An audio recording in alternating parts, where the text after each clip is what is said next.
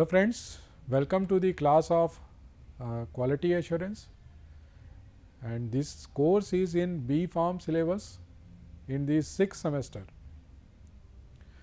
and this quality assurance subject includes the various different types of documentation and the processes and what issues that are related to quality in pharmaceutical industry. And in this subject we are going to discuss another very important topic, that is handling of return goods in pharmaceutical industry today. The code of this subject is BP606T, and I am Dr. Alankar Srivastav, Associate Professor, Kite School of Pharmacy, Kite Group of Institution, Ghaziabad. In the last class, we have discussed about the complaint and the management of complaint.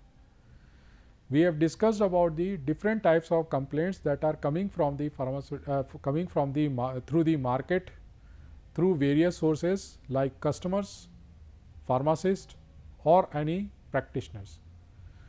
And when complaint arises, there may be a chance that company has to return the good call the goods return to their own premises again. So, if there is any kind of a return from the market, there should be some procedure to handle those return goods, and this is our today's topic, how to handle the return goods in pharmaceutical industry.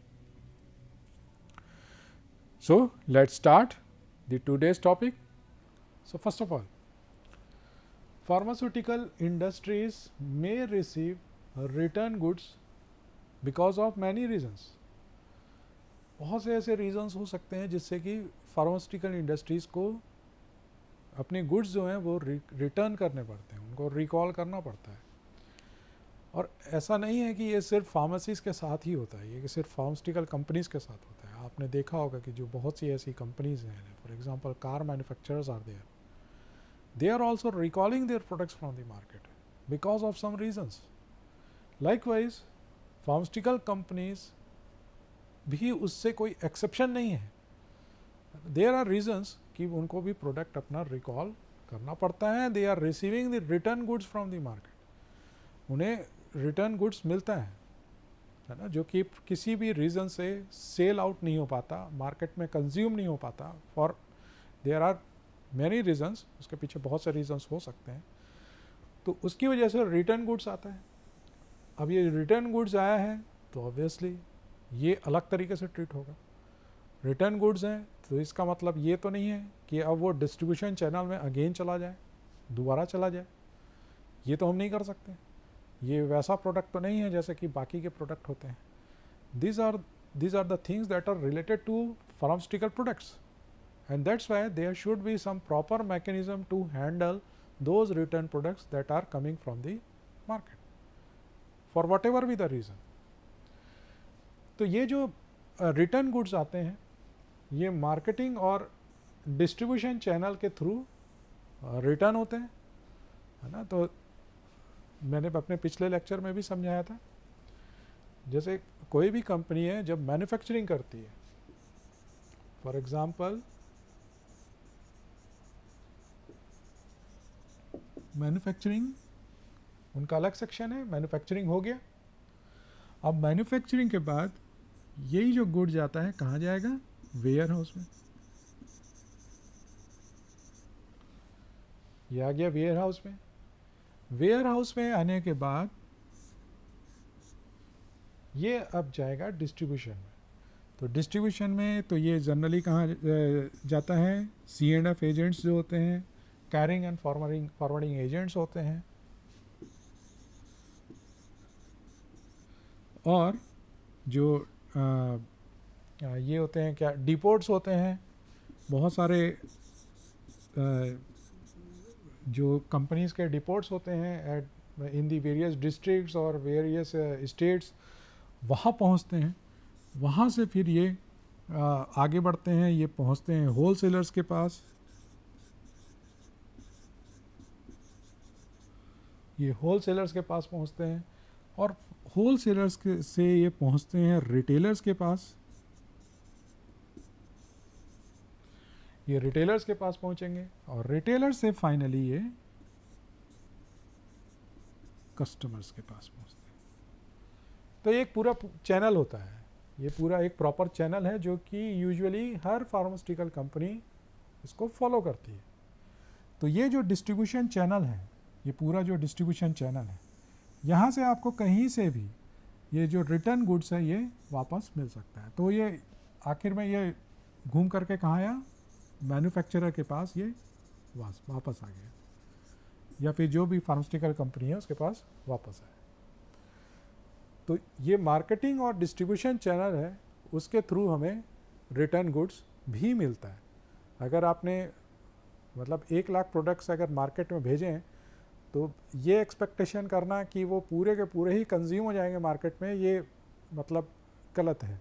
कुछ ना कुछ आपको कुछ part return में मिलेगा, वो आपको वापस लेना पड़ेगा और लेना ही पड़ेगा, क्योंकि ये फार्मास्यूटिकल्स का काम है, ये कोई दूसरा प्रोडक्ट नहीं है that can be easily disposed of from somewhere. ठीक है, तो उसका अगर कोई डिस्पोजल भी है तो वो भी आप ही का रिस्पॉन्सिबिलिटी है, इसीलिए ये होता है। Now since this includes the handling of pharmaceuticals, thus there should be a clear and effective guidelines to be followed. ठीक है, that we have just discussed, अभी हमने इसके बारे में बात की थी। जब बात फार्मास्यूटिकल्स की है, फार्मास्यूटिकल्स हैं क्या, देयर दीज ड्रग्स जो आर बेसिकली केमिकल्स, एक तरह के मॉलिक्यूल्स हैं, और ज़्यादातर जो ड्रग्स हैं available in the market are in the form of synthetic molecules. उनको सिंथेसाइज किया जाता है लैबोरेटरी में, तो ये सब एनवायरनमेंट को भी पॉल्यूट कर सकते हैं। और यही रीज़न है कि कोई भी फार्मास्यूटिकल हो, कोई भी ड्रग हो, अगर उसका वो रिटर्न हो करके आ रहा है, और रिटर्न होगा ही क्योंकि उसको कोई और डिस्पोज ऑफ नहीं कर सकता। ठीक है, उसका जो सेफ डिस्पोजल के लिए फार्मास्यूटिकल कंपनीज के पास भी मैकेनिज्म होता है, वो हम लोग अगले वीडियो में पढ़ेंगे, waste disposal in pharmaceutical company. तो ये जो डिस्पोजल होता है, इसके लिए भी there should be a clear and effective guideline, एक प्रॉपर इफेक्टिव गाइडलाइन इसीलिए होना ज़रूरी, तभी ये जो मैकेनिज़्म है ये पूरा काम कर पाएगा। रिटर्न गुड्स को आप प्रॉपरली हैंडल कर पाओगे, और उसके साथ आपको क्या करना है, अब उसको आपको प्रोसेस करना है, उसको डिस्पोज करना है, ये जो डिसीजन है इसको लेने का भी तो एक मैकेनिज़्म होगा। और यही रीज़न है कि एक प्रॉपर इफेक्टिव गाइडलाइन होना ज़रूरी। Now handling of this return pharmaceutical है ना, अब ये कहाँ पर डिस्क्राइब्ड है, इसमें इसके बारे में कहाँ पर हमें थोड़ा सा इंफॉर्मेशन मिलती है। ये जो इंफॉर्मेशन मिलती है हमें, जो फेडरल रूल्स होते हैं, फेडरल रूल्स कहाँ पर हैं, ये जो फेडरल रूल्स हैं यूएस में एप्लीकेबल होते हैं।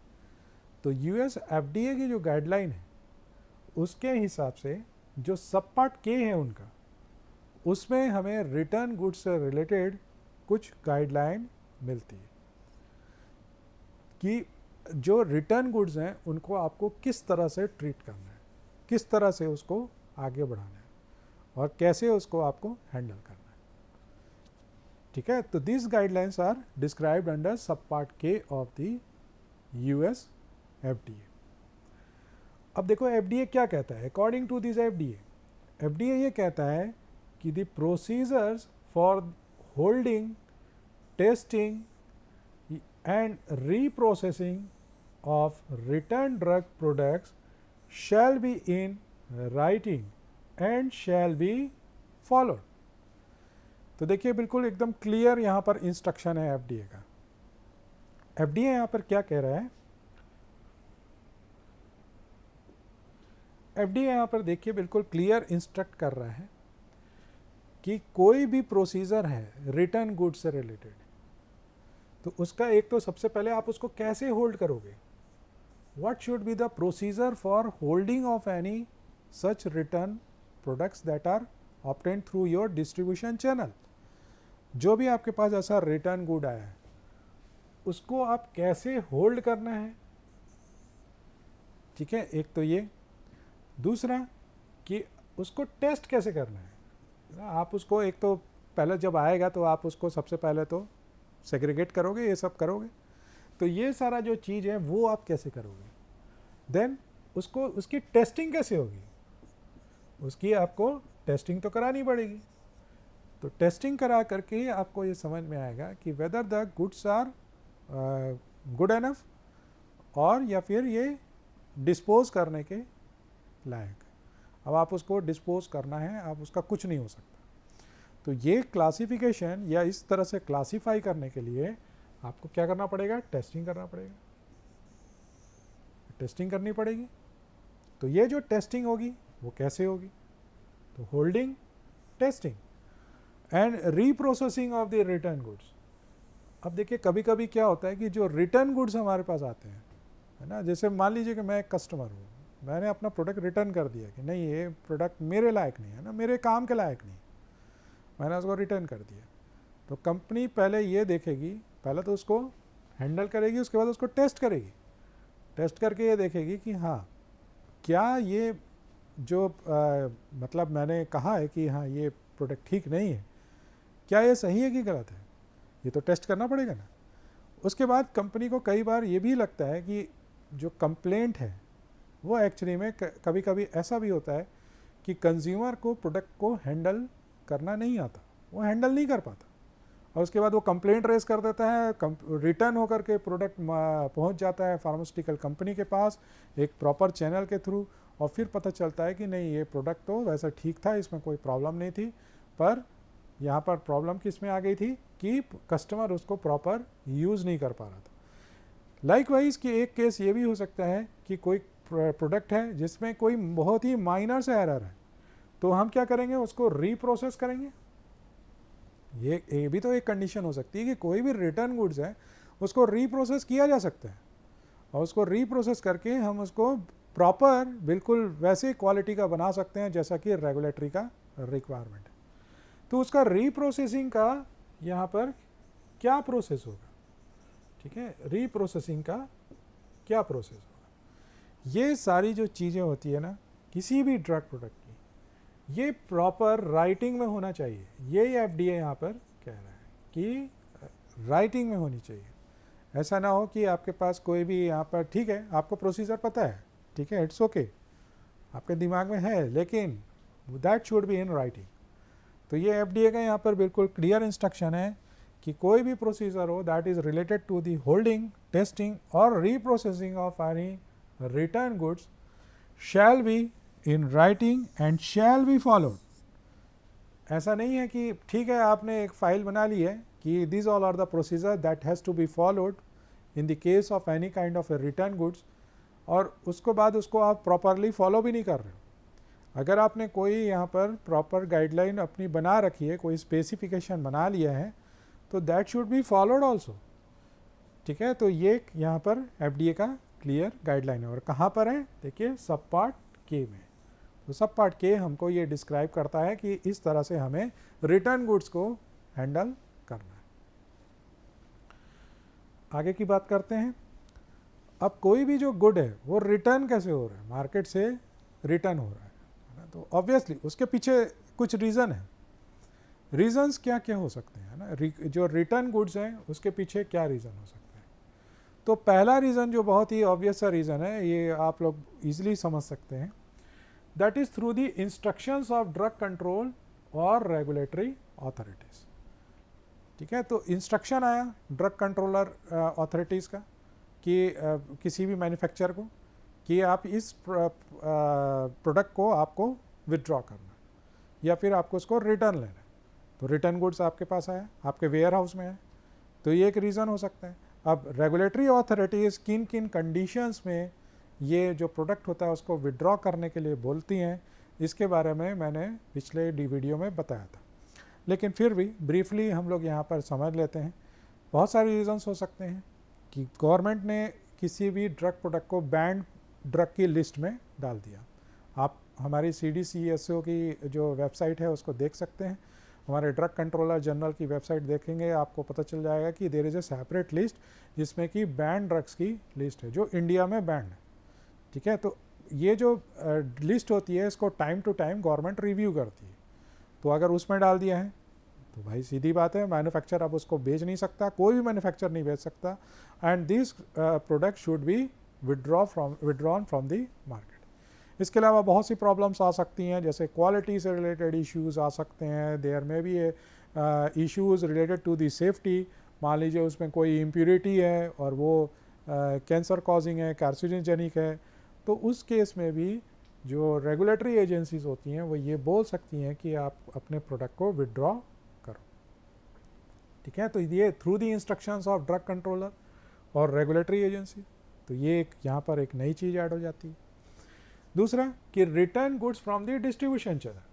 अब अगेन जैसे अभी मैंने पिछली स्लाइड में पढ़ा था, डिस्ट्रीब्यूशन चैनल के थ्रू हमें गुड्स रिटर्न होकर के वापस आ रहे हैं।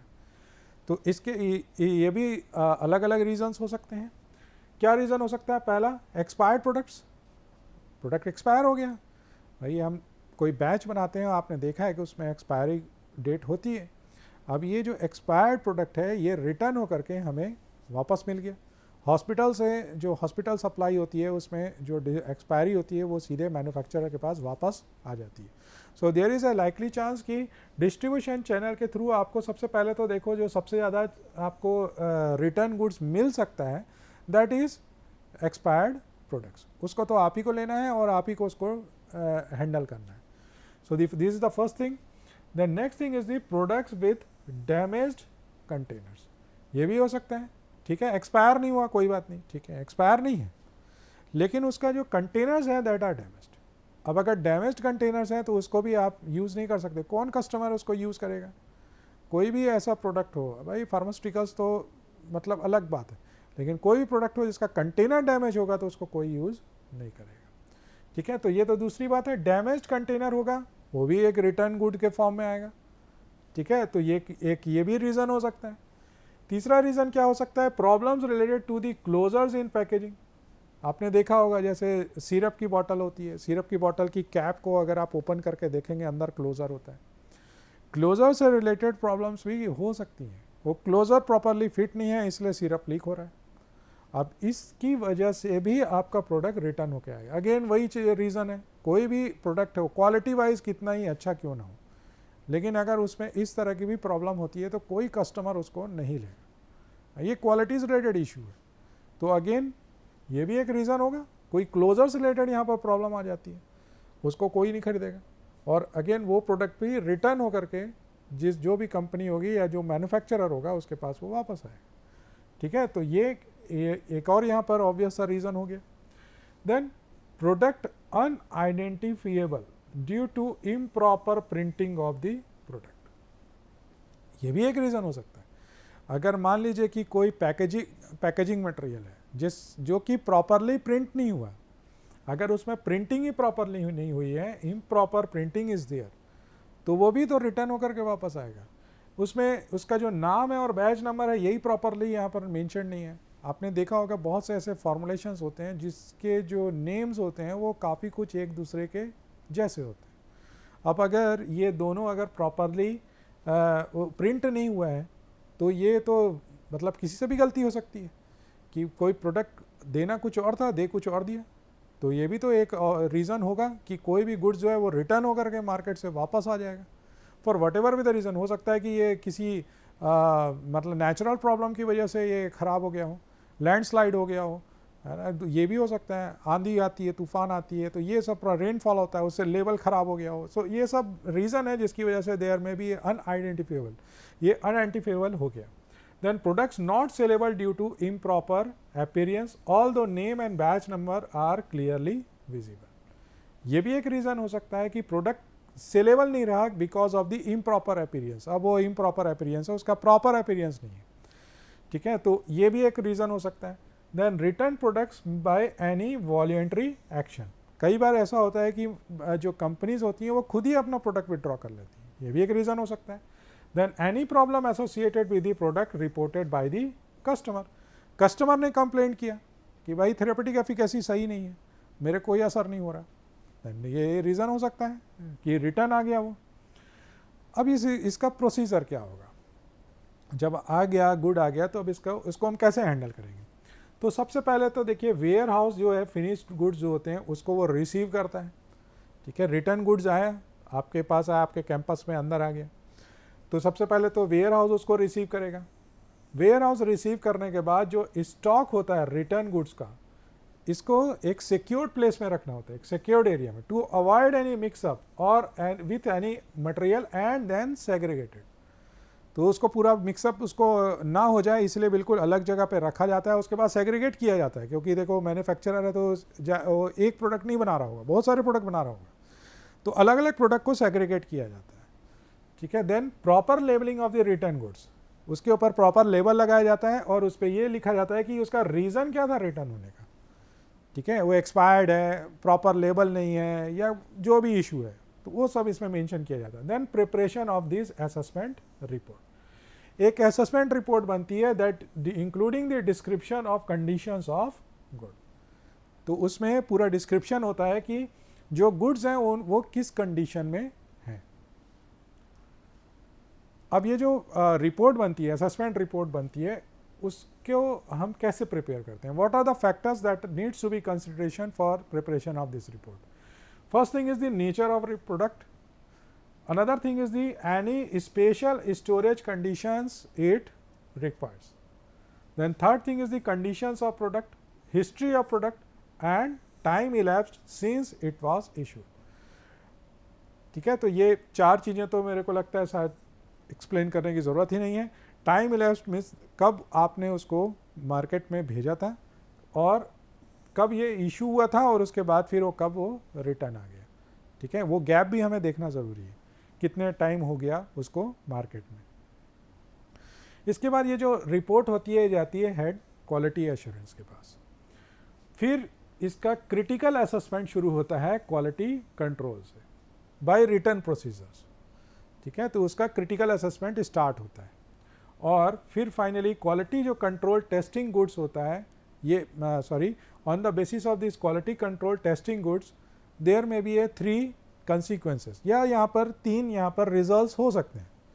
तो एक तो क्या कि जो ड्रग प्रोडक्ट है वो कंप्लाई कर रहा है एक्सेप्टेबल स्टैंडर्ड को। एक तो ये पहला चीज़ हो सकता है कि आपका ड्रग बिल्कुल सही है, उसमें कोई प्रॉब्लम नहीं है, रिटर्न आ गया ठीक है, लेकिन दैट इज़ ओके, वो फाइन है, कोई प्रॉब्लम नहीं है उसमें। Then drug products can be reprocessed to comply with the standards, थोड़ा सा आप माइनर उसको रीप्रोसेस करोगे वो बिल्कुल सही हो जाएगा। ऐसे लेबल है, लेबल में प्रॉब्लम है, अंदर तो कोई प्रॉब्लम नहीं है। ठीक है, तो आपने लेबल चेंज कर दिया, रीप्रोसेस हो गया, कंप्लाई विद स्टैंडर्ड्स, अब कोई प्रॉब्लम नहीं है।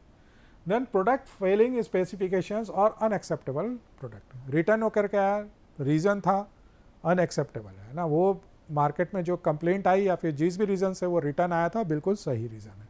ठीक है, तो ये भी हो सकता है। तो ये 3 यहाँ पर चीज़ें हो सकती है after quality control testing. Then this report sends to the quality assurance head for appropriate action. The product sent for the resale or relabeling if found appropriate. ठीक है, then product may be reprocessed provided product met the appropriate standards, specifications and characteristics. जब उसको reprocess भी किया जा सकता है। If product is unacceptable, then it is destroyed. अब आप उसको dispose आपको करना पड़ेगा। एक कंडीशन ये भी हो सकती है, एक कंडीशन ये भी हो सकती है कि कोई डाउट रह जाए, है ना, मतलब आप ये क्लियर नहीं कर पा रहे हो कि प्रोडक्ट में एक्चुअली में कोई क्वालिटी इशू है भी या नहीं है, ये भी तो हो सकता है। एक चीज़ हो सकती है, आप फाइनली ये जज नहीं कर पा रहे हो, आपने सारा कोशिश किया लेकिन नहीं कर पा रहे हो, तो उस केस में क्या होता है, अगेन यहाँ पर ऐसा कोई भी जो प्रोडक्ट होता है उसको रीयूज़ नहीं किया जाता या रीलेबलिंग उसकी नहीं की जाती। ना अब ये जो रिपोर्ट होता है इसमें क्या क्या चीज़ें होती है, name of product, batch number, manufacturing date, expiry date, date of rejection, date of received goods, receive from, reason for rejection, return goods assessment report.